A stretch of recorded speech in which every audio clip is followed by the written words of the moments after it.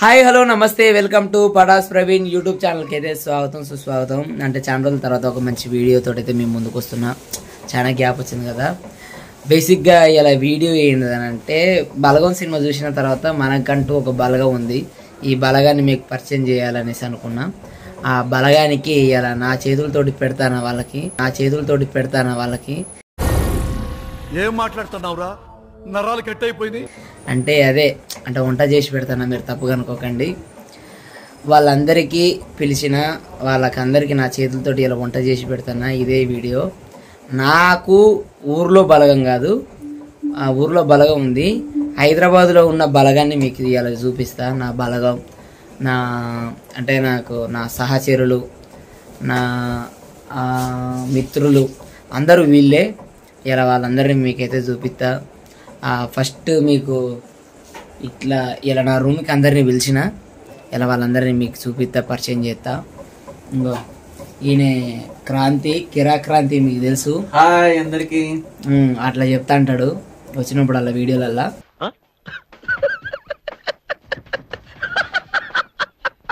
అలానే నాకు చూసారా? కాదండి,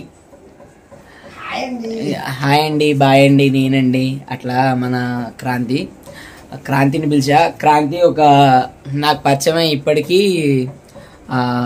2 years. క్రాంతి 1 year, 1.5 year అయ్యింది. ఈయన ఒక బలగం, ఈయన ఒక సహచరుడు కాబట్టి ఈయనని పిలిచా. ఈయన ఒక బలగం, ఒక అండ దండ. మా అందరిట్లలో ఏజ్డ్ పర్సన్ కూర్చున్నాడు మా దొడ్లపూడి రామచంద్ర. నా పరిచయం వచ్చేసి ఇప్పుడు 1 కాదు 2 కాదు, దాదాపు నా 5 సంవత్సరాలు పూర్తి చేసుకుంటుంది మా పరిచయం. పటాస్ టైంలోనే వీడు కూడా పరిచయం నాకు. దొడ్లపూడి రామచంద్రను కూడా పిలిచా, నా సహచరుడు, మిత్రుడు అన్ని. రామచంద్ర మాట్లాడలేదన్నా. ఇప్పుడు ఏదో ఇలా బేసిక్ ఏమైందనంటే వీనికి ఒక అమ్మాయి వాట్సాప్ లో చాటింగ్ చేసింది. వీడు బ్యాటింగ్ ఆడదాం అనుకొని కృష్ణకాంతి పార్క్ దగ్గరికి రమ్మని మెసేజ్ చేసిండు. వెళ్ళింది. తర్వాత వీనికి ఆ మెసేజ్ చేసింది ఎవరో కదా అనుకున్నా, కిష్టప్ప. నవ్వు ఆపుకుంటున్నావు కదరా కిష్టప్ప, అలాగే దొడ్లపూడి రామచంద్ర, మన క్రాంతి. చాటింగ్ చేసింది నేనే. ఎందుకంటే మా పాప అంటే మా అన్నకు, ఎందుకంటే ఆయన కొద్దిగా తేడా అలానే అందరికి చాటింగ్ చేస్తాడు. అట్లానే కాదు, మా వాడు సింగిల్ అండి. వాడికి చాలా ఎమోషన్స్ ఉంటాయి. వాడు ఏం చేయాలో తెలియకుండా నిన్నేమన్నా చెప్తే తర్వాత వాడు నన్ను చేసేది ఏం లేదు. నేను చాటింగ్ చేసే అమ్మాయి లెక్క. వాడు నిజంగానే అమ్మాయి అనుకుని కృష్ణకాంత్ పార్క్ వచ్చాడు. అక్కడికి వచ్చి చూస్తే మా ఫ్రెండ్స్ తో పాటు వచ్చాను అనేసి అన్నాడు. కాకపోతే ఇలా వీళ్ళందరికీ పిలిచిన, అలాగే ఇంకొక ప్రముఖుడు కూడా రాబోతాడు. ఇంకా ఇలా కొంతమంది మిస్ అయ్యిళ్ళు. ఎవరంటే నన్ను చూసుకునే వాళ్ళు ఎప్పుడు అన్నయ్య అనుకుంటే నా పక్కన ఉంటారు. మన మొయిను మిస్ అయ్యిండు. అలాగే శ్రీధర్ వస్తాడు. మొయిను సతీష్, వాళ్ళను కూడా సతీష్ వేరే పనిలో ఉండి బిజీగా ఉన్నాడు. మొయిను రంజాన్ పండగ కాబట్టి ఇంటికి వెళ్ళిండు. వీళ్ళందరూ వచ్చిన వాళ్ళ ఫాస్టింగ్. బేసిక్ గా వీళ్ళందరికైతే నా చేతులతోటి చికెన్ కర్రీ వండి అయితే నేనైతే పెడతాను. ఇదైతే ఇది మా హైదరాబాద్ లో బలగం వీడియో. మీరందరూ చూడండి మా బలగాన్ని. ఇంకొకడు కూడా వస్తాడు. వాడిని చూస్తే మీకు మైండ్ పోద్ది. హీరో వాడు వచ్చిన తర్వాత మాట్లాడదాం. నేను ఇలా వంట ఎలా చేస్తా, వీళ్ళకి ఎలా పెడతాను అన్నది అయితే వీడియో. చూసారు కదా, తీసున్న డోరు కూడా బెల్లు కొడతానంటే వీని గురించి నేను చెప్పింది. వీడు మా బలగముల నాకు స్టార్టింగ్ నుంచి అంటే నా పటాస్ డేస్ నుంచి దాదాపు 5 years జర్నీ వానితోటి. నాకు మా బలగంలో మొదటి వ్యక్తి నాతోటి ఉన్న వ్యక్తి ఆర్యన్. దాదా పేరు అయితే ఆర్యన్ అని చేంజ్ చేసుకున్నాడు. అరే మాట్లాడరేవన్నా? ఏముంది, ఫస్ట్ నుంచి అంటే స్టార్టింగ్ డేస్ నుంచి ఎలా వచ్చామో ఇప్పటికి కూడా అలాగే ఉన్నాం. కాకపోతే చాలా కొట్లాడుకుంటాము, కానీ మధ్య ఒక్కటైతాము, దాంట్లో ఏం లేదు. కాకపోతే అప్పటికి ఇప్పటికి డిఫరెన్స్ ఏంటి అంటే, అప్పటికి మాకు ఇప్పటికి కొద్దిగా డిఫరెన్స్ అయింది. అట్లా కదా, ఏ స్టేజ్ బాడీ లాంగ్వేజ్ పక్కన పెడితే అప్పుడు మనకు స్టార్టింగ్ మూమెంట్ కదా. ఇక హైదరాబాద్ లో ఎలా ఉండాలో తెలియదు, హైదరాబాద్ లో మూమెంటం ఎలా ఉంటుందో తెలియదు. కొన్ని బ్యాడ్ డేస్, కొన్ని గుడ్ డేస్, కొన్ని జస్ట్ మూమెంటం డేస్ అయితే చాలా కష్టాలు ఉన్నాయి. ఇప్పుడు ఏంటంటే మనకు సంపాదించుకొని నోట్లో గుక్కకెళ్ళే అంత సోమతి బుక్కకు కాదు అది బుక్కకి అది ఏదో ఒకటి నాకు అంటే వీడు కన్నడ నుంచి వచ్చిండు ఇక్కడ తెలుగు ఇంకా నేర్చుకుంటాడు ఇంకా నేర్చుకోలేదు వస్తుంది అప్పుడప్పుడు మెల్లగా. అప్పుడప్పుడు కొద్దిగా తెలుగు కొద్దిగా ఇంగ్లీష్ మాట్లాడుతుంటాడు కొద్దిగా అలానే So, ఏంటంటే ఇప్పుడు కొంచెం బెటర్ ప్లేస్ లో ఉన్నాం. సో దానికి హ్యాపీగా ఫీల్ అవుతున్నాం అంతే. బేసిక్ గా ఇది చాలా అంటే ఆ రోజుల్ని గుర్తు చేసుకుంటే మళ్ళీ ఇప్పుడు ఇలాంటి మంచి లైఫ్ దేవుడు ఇచ్చినందుకైతే దేవునికి థ్యాంక్ యూ చెప్పుకోవాలి. ఇలా బాధలు ఉన్నాయి, కష్టాలు ఉన్నాయి, ఒక్కొక్కరు ఒక్కొక్క విధంగా కష్టపడ్డారు, ఒక్కొక్కరు ఒక్కొక్క విధంగా బాధపడి ఇలా మంచి పొజిషన్లో వాడే కానీ నేనే కానీ ఇలా రామచంద్ర గారు కానీ మన క్రాంతి కానీ కిష్టప్ప కానీ అందరూ వాళ్ళ ప్రయత్నాలల్లో వాళ్ళైతే మంచిగా వెళ్ళిపోతారు. అలాగే బేసిక్గా అయితే మేము స్టార్టింగ్లో వచ్చినప్పుడు మాకు తినటానికి కూడా లేకుండే వీడు నేను యాక్చువల్గా చెప్పాలంటే ఒక టైంలో వాటర్ తాగి పడుకున్నాం. ఇంకొక చెప్పాలంటే మా దగ్గర ఒక 10 రూపీస్ 20 రూపీస్ ఉంటే 2 బనానాలు తెచ్చుకొని ఆ బనానాలోనే నైట్ పూట తిని ఇంకా డే అంతా ఉండి తర్వాత రిహార్సల్కి వెళ్ళి వచ్చి యాక్చువల్లీ మంది కాజాగూడ కదా, కాజాగూడలో హాస్టల్లో ఉన్నాం.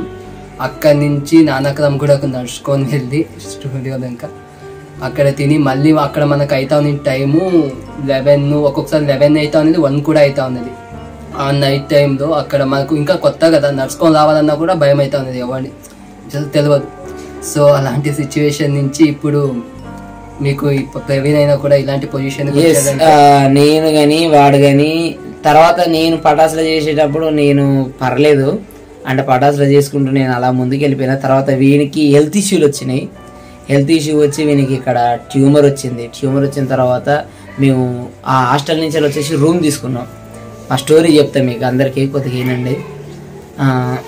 మేము రూమ్ తీసుకున్నాం. మేము రూమ్ తీసుకున్న తర్వాత మేము ఒక 4 కలిసి రూమ్ తీసుకుంటే ఒకరినేమో పటాసుల నుంచి వెళ్ళి తీసేసిళ్ళు. వాడు శ్రీశైలం వాడు వెళ్ళిపోయాడు. వాడు వెళ్ళిపోయిన తర్వాత వీడు నేనున్న తర్వాత వీనికి ట్యూమర్ వచ్చింది. వీనికి ట్యూమర్ వచ్చి ఇంకొకరిని కడిచి వీనికి ట్యూమర్ వచ్చింది.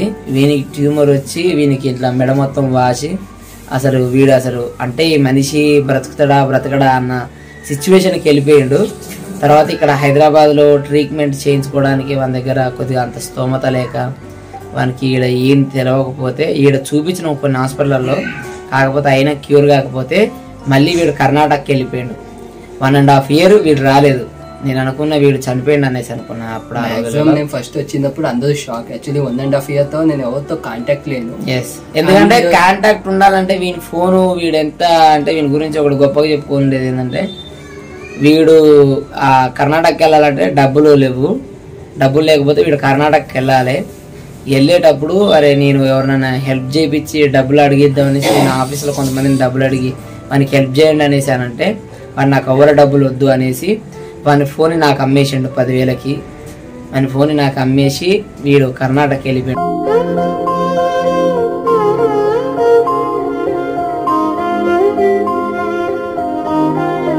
బేసిక్గా అయితే వీడు మళ్ళీ 1.5 year తర్వాత మళ్ళీ తిరిగి రావడం మాకు అదృష్టంగా అనుకున్నాం, హ్యాపీగా ఫీల్ అయినా. ఎందుకంటే వీడు నిజంగా ఉన్నాడో చనిపోయిండో కూడా తెలియదు. ఎందుకంటే ఫోన్ లేదు, ఏం చేయలేదు. డైరెక్ట్ హైదరాబాద్కి వచ్చిన తర్వాత ఫోన్ చేసిండు వచ్చిన అనేసి కలిసిండు. తర్వాత అదే రూమ్లో దొడ్లపూడి రామచంద్ర కూడా మా రూముల్నే బిగినింగ్ లో ఉన్నప్పుడు వాడు మంచి హైప్ లో ఉన్నాడు. వాడు గవర్నమెంట్ ఎంప్లాయీ, వాని దగ్గర శాలరీ ఉన్నది. వాడు ఒక మంచి పొజిషన్ లో ఐఫోన్ వాడుకుంటూ మంచి ఇట్లా రిచ్ పర్సన్ ఇట్లా గుంజుకపోయే బ్యాగ్ ఉండే ఆయన దగ్గర. ఆయన వాడే షూ 6,000, వేసుకుండే సాక్సులు 3,000.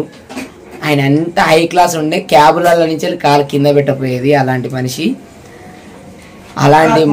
మనం రూమ్ లో ఉన్నప్పుడు రూమ్ గురించి చెప్పు ఒకసారి. అయితే మన అలాంటి మనిషి అసలు క్యాబుల నుంచి కాలు కింద పెట్టకుండా ఉండేది. అలాంటి మనిషి ఈ మనిషి కూడా మళ్ళీ శ్రీకాకుళం వెళ్ళిపోయిండు. శ్రీకాకుళం వెళ్ళిపోయిన తర్వాత నేను అనుకున్నా అరే అమ్మ అందరూ నేను ఒక్కనే ఉండిపోతాను, వీళ్ళందరూ వెళ్ళిపోతారు, అమ్మ లైఫ్ అంటే ఇంతే, మనం జీవితంలో ఎప్పటికైనా ఒక్కలేమేమో అనేసి అనుకున్నా.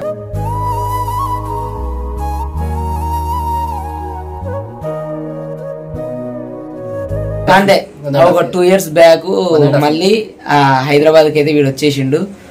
వచ్చేసిన తర్వాత అప్పుడు వీని పొజిషన్ ఏంటంటే ఒకప్పుడు 6,000 షూలు 3,000 సాక్స్లు వేసినోడు ఇప్పుడు నార్మల్గా వేసుకుందాం అన్న బ్యాంగర్ కూడా లేకుండా వచ్చేసిండు ఇక్కడికి. గవర్నమెంట్ జాబ్ ఉంది కానీ చేయడానికి వానికి ఇష్టం లేక సినిమా ఫీల్డ్ అంటే ఇష్టం, ఇండస్ట్రీ మీద అంత ఇష్టం. నా వెనక ఇప్పుడు ఉన్న మనోళ్ళందరూ ఇండస్ట్రీనే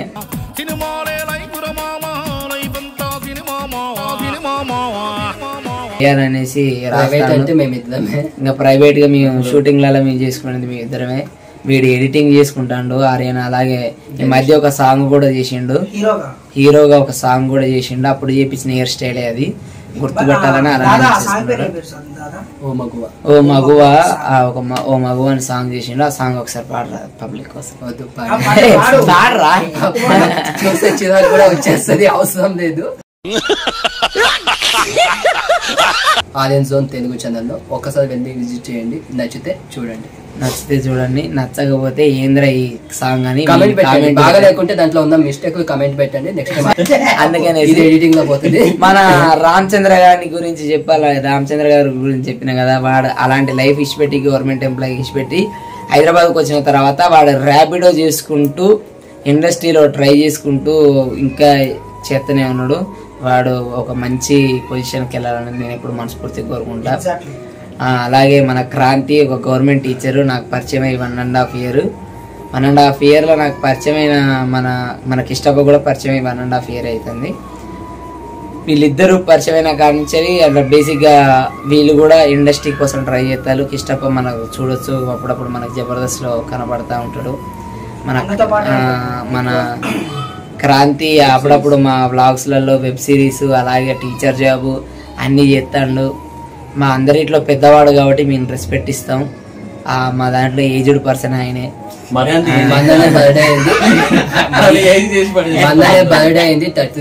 బేసిక్ గా ఇది హైదరాబాద్ లో ఉన్న బలగం. ఎందుకనంటే ఈ బలగం గురించి చెప్పాలంటే నాకు ఆరోగ్యం బాగాలేకున్నా లేకపోతే ఇక్కడ ఎవరికి ఆరోగ్యం బాగాలేకపోయినా వారి ఇంట్లో పరిస్థితులు బాగాలేకపోయినా వాళ్ళ పొజిషన్ బాగాలేకపోయినా మేమందరం వెళ్తాం. ఇంకా ఉన్నారు, ఇంకా అందరు రాలే.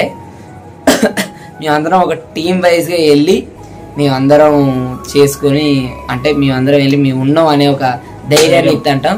ఈడ చెప్పాలంటే వానికి ఎవరు ఏ సపోర్ట్ లేదు, వీనికి ఎవరు ఏ సపోర్ట్ లేదు, నాకు ఎవరు ఏ సపోర్ట్ లేదు, క్రాంతికి కానీ కిష్టప్ప కానీ ఎవరికి ఏ సపోర్ట్ లేదు. మేమందరం ఒక సపోర్ట్ గా నిలబడి ఏంటంటే అందరికి అన్ని చేయలేదు. జస్ట్ ఏంటంటే మన కష్టం వచ్చినప్పుడు జస్ట్ బ్యాక్ బోన్ లో సపోర్ట్ ఉంటే చాలు అంతే. సో అలా ఈ టీం అంతా ఉంటది. సో అందుకు నేను చాలా హ్యాపీగా ఫీల్ అవుతున్నా. నేను ఒక్కరికని కాదు, ఇందులో ఎవరికి వచ్చినా కూడా అంతే. కాబట్టి అందరూ అయితే ఇలా రూమ్ కూర్చులు కాబట్టి ఇది నా హైదరాబాద్ బలగం. ఈ హైదరాబాద్ బలగానికి ఇలా నా చేతులతోటే వీళ్ళందరికీ చికెన్ వండి పెడతాను. వీళ్ళ కోసం అయితే నేను చికెన్ చేస్తా. బలగాన్ని అయితే పరిచయం చేసిన చికెన్ చేసి. ప్రవీణ్ నీకు ఒకటి అడుగు. అండ్ స్టార్టింగ్ 5 years అవుతుంది కదా మన జర్నీలో. మన 5 years జర్నీలో నీకు ది బెస్ట్ మూమెంట్ అనిపించింది ఏంటో? నాకు ది బెస్ట్ మూమెంట్ అనిపించింది ఈ 5 years జర్నీలా ప్రతి ఒక్కటి బెస్ట్ మూమెంటే. నీతోటి నాకు బెస్ట్ మూమెంట్ ఏంటంటే నాకు కోవిడ్ వచ్చింది 2020లో. లాక్డౌన్, నేను ఇంటికి లేను. ఫస్ట్ కోవిడ్, ఇంటికి వెళ్ళలేని పొజిషను. కోవిడ్ వచ్చింది. అప్పుడు నేను ఆలోచించేది ఏంటంటే నేను ఇంటికి వెళ్తే ఫ్యామిలీకి ఏమన్నా అవుతుందేమో అనేసి ఒక భయంతో నేను ఇక్కడ ఉండిపోతే తర్వాత ఇక్కడ నాకేమన్నా అవుతుందేమో, నన్ను ఎవరు చూసుకుంటారు అనేసి నేను అనుకున్నప్పుడు వీడు దగ్గరుండి నాకు హాస్పిటల్కి తీసుకెళ్ళి హాస్పిటల్కి తీసుకెళ్ళి టెస్టులు చేయించి మెడిసిన్ తీసుకొని వచ్చి రోజు నాకు సింగిల్ బెడ్రూమ్ ఉండే. అక్కడ మేమిద్దరం కలిసే ఉండేటోళ్ళం. సింగిల్ బెడ్రూమ్లో ఉంటే సింగిల్ బెడ్రూమ్లో నేను ఒక రూమ్లో పడుకుంటే వీడు ఒక రూమ్లో పడుకుండేది. వీడు మాస్క్ వేసుకోకుండా తిరిగేది నా ఎమ్మటి. తిరిగి మెడిసిన్ కానీ పాలు కానీ టైం టు టైం ఇచ్చేసేది, నా కోసం ఎగ్గులు ఉడకబెట్టేది, అన్నీ చేసేది. నన్ను చాలా బాగా చూసుకున్నాడు. అది నాకు బెస్ట్ మూమెంట్. ఎందుకంటే నేను ఆ టైంలో చాలా సిచ్యువేషన్స్ ఎట్లనో ఉండే, కానీ అలాంటి టైంలో వీడు ఉండడం నాకు చాలా అది నాకైతే బెస్ట్ మూమెంట్. ఇంకొక వీళ్ళందరితోటి ఇంకొక మూమెంట్ చెప్పాలంటే నా ఫ్యామిలీ అంటే బేసిక్గా మా నాన్న సిచ్యువేషన్ బాగాలేదు, నేను హాస్పిటల్లో ఉన్నానంటే ప్రతి ఒక్కరు హాస్పిటల్నే ఉన్నారు. వాళ్ళు తినకుండా హాస్పిటల్లో ఉండి నైట్ 12 కానీ 2 కానీ ఏ టైం అయినా హాస్పిటల్లోనే ఉండి నేను ఉంటామని పొద్దంతా నా దగ్గరనే ఉండేది, మళ్ళీ ఈవినింగ్ వెళ్ళేది, ఫ్రెష్ అప్ అయ్యేది, నా దగ్గరకు వచ్చేది. ఇట్లా అందరు నా దగ్గరనే ఉన్నారు. ఇక రామచంద్ర గారు అయితే వాడు కూడా నా దగ్గరనే ఉన్నాడు.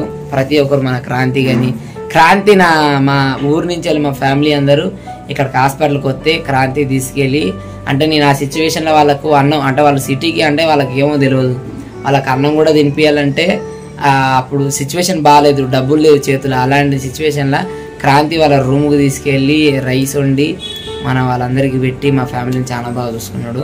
ఈడ మనిషి ప్రతి ఒక్కరు ఒక్కొక్క హెల్ప్ చేసినారు నాకు. అది the best moment in life. అందుకనే మనం ఎప్పటికి ఎంత పెద్ద పొజిషన్కి వెళ్ళినా మన ఫ్రెండ్స్ ఉంటారు, కొంతమందిని మనం ఎప్పుడు మరవద్దు. అందులో వీళ్ళు నాకు బెస్ట్ ఫ్రెండ్స్. అలాగే నా బలగం హైదరాబాద్ బలగం. అండ్ నాకు కూడా ఇంత ఒక బెస్ట్ మూమెంటం ఉంది. యాక్చువల్లీ నేను ఒక క్రిటికల్ పొజిషన్, అంటే ట్యూమర్ అని చెప్పారు కదా, అలాంటి ట్యూమర్ టైంలో నాకేమీ చేయాలని తెలియదు.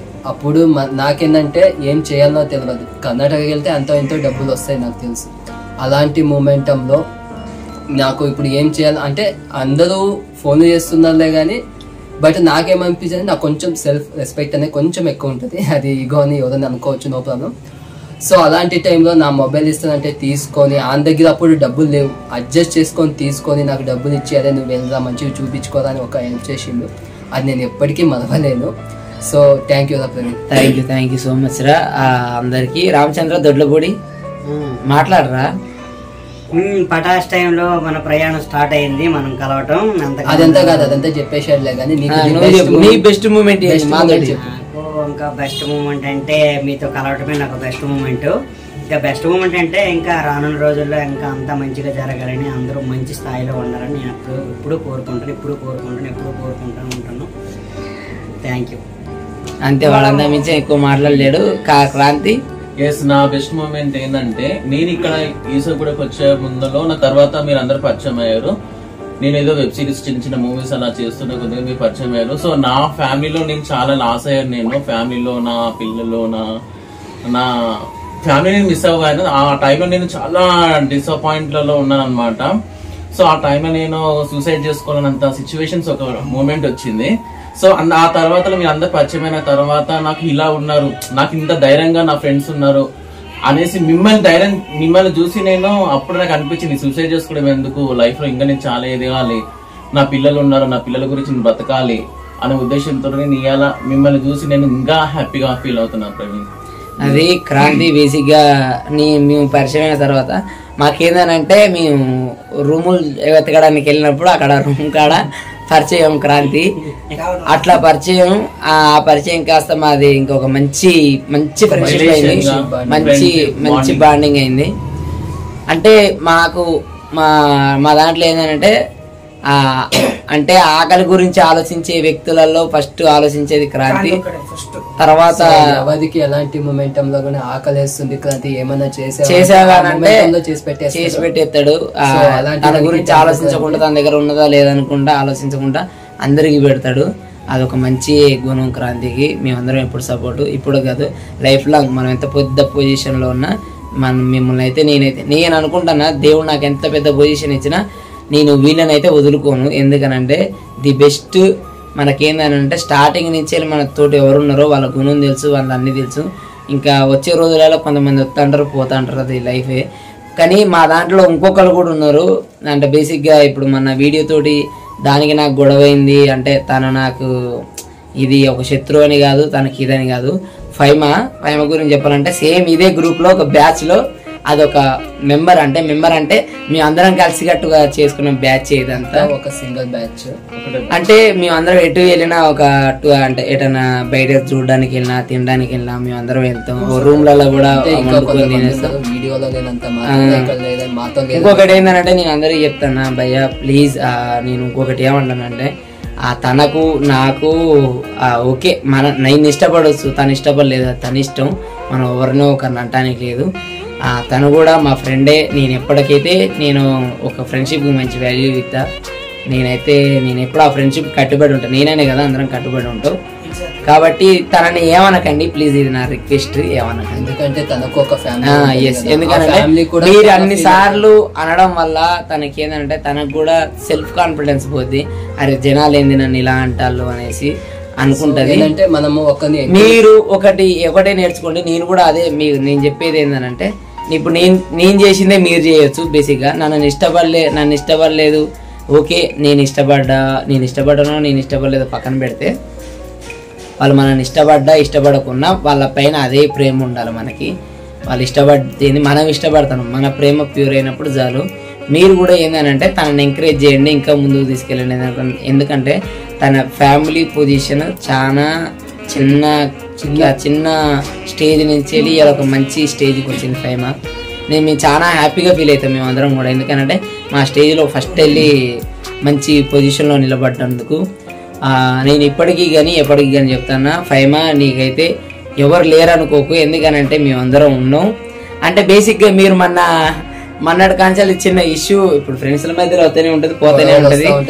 మేము మాట్లాడుకోకపోయినా మేమైతే అందరం నార్మల్గా నేను తనకు మీరు అనుకునే విధంగా లేకపోయినా ఒక ఫ్రెండ్గా అయితే నేను ఒక మంచి సపోర్ట్గా అయితే నేను నిలబడతా.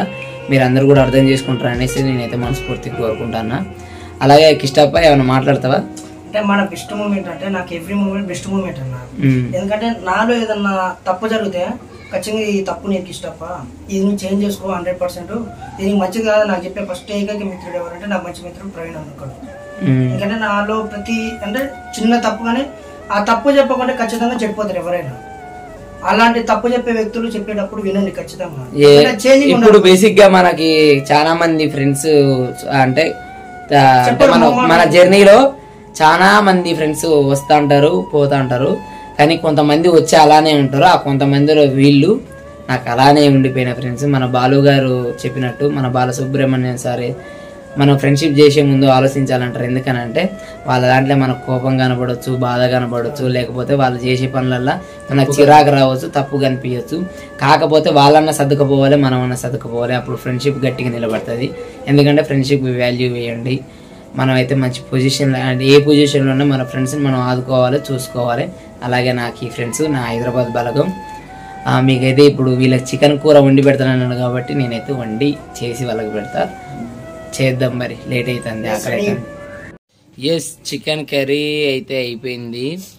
మా బలగం అంతా తినడానికి రెడీ అయిపోయిళ్ళు. క్రాంతి దాదాపీర్ అంటే ఆర్యన్ వన్ పేరు. ఇప్పుడు ఆర్యన్ గాడు అలాగే వీడు బట్టలు ఇప్పుకొని తింటాను. ఎందుకు బట్టలు ఇప్పినవరా?